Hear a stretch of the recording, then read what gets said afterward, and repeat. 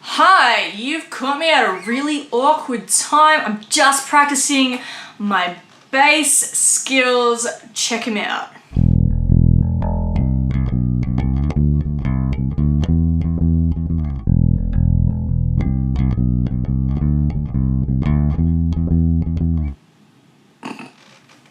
Welcome to Bass Bogans! Don't forget to subscribe and hit the ding dong, ding-a-ling, bell-a-ring thing.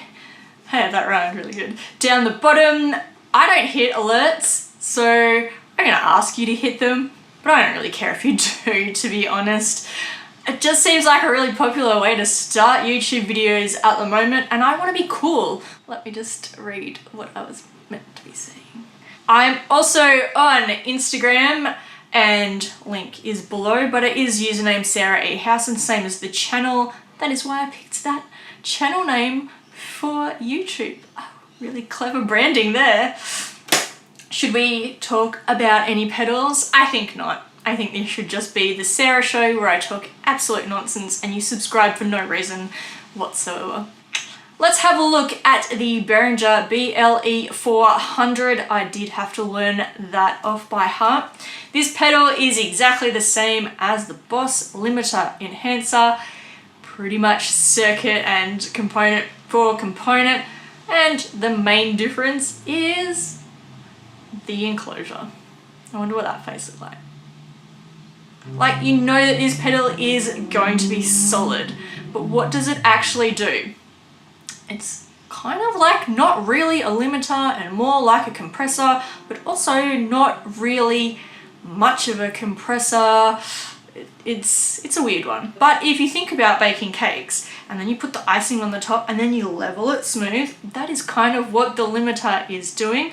Whereas the compressor, like, I don't know why you would do this to a cake, but if you squash your cake all the way down and make it flat like a pancake, that is a compressor.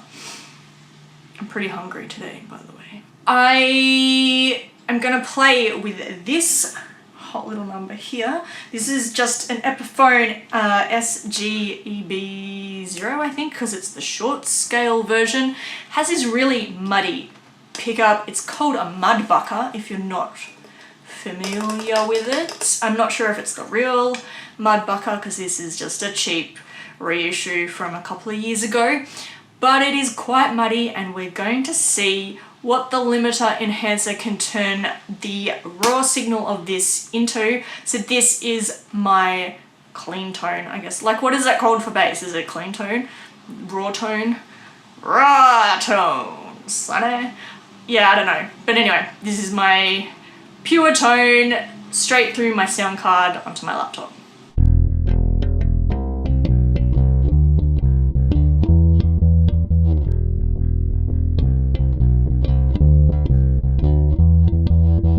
Now here is a setting, that I think makes the bass sound a lot better in a mix.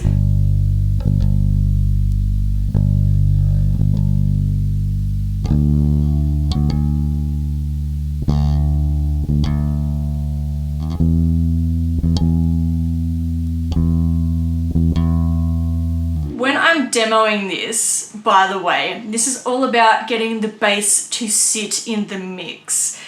Bass is not going to sound great by itself and also in the mix.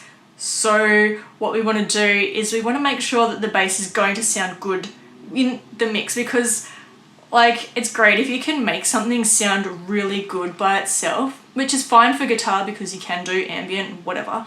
But for bass, I don't see the point in sculpting your tone if it's going to clash with everything. So I'm going to re-record some stuff from my album, mostly just to avoid copyright because they're my songs and I can do whatever I want with them.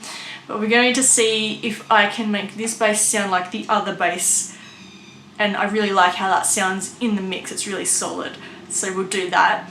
We're going to play with the dials, which are enhance, ratio and threshold. We're not going to touch level at all because to do so would actually ruin my settings in my DAW, which I'm using Logic as always because I'm Mac based, because I'm kind of a wanker.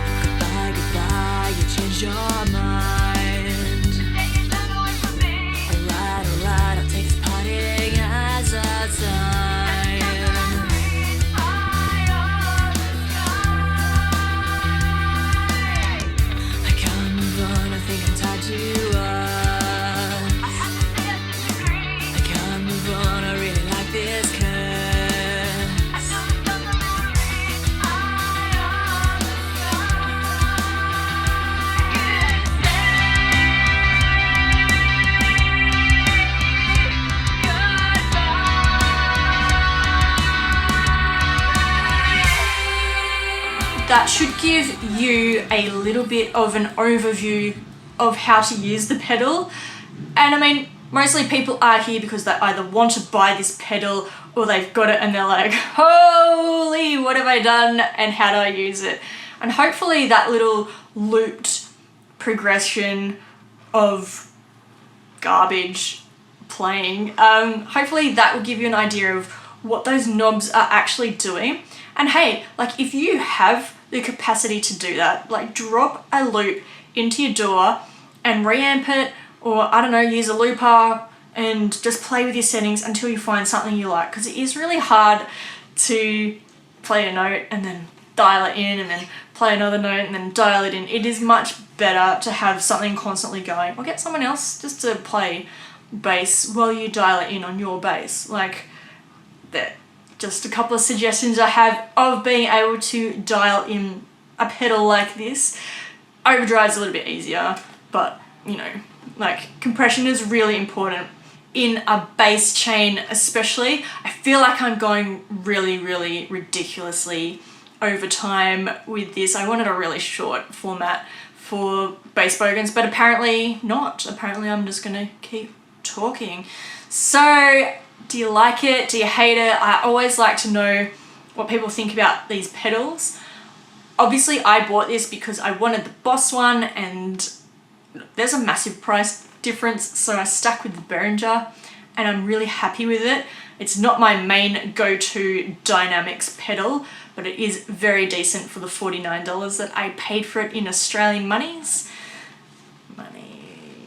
I also would like, if you use this pedal, for you to comment a setting that you find really, really works for you tell us what your bass is, and tell us what style of music you're playing with that setting. We'll have a little comment going where you can drop down and view all the replies and see, you know, like a variation of settings, because I'm only using one bass. I'm just using one with this really muddy pickup.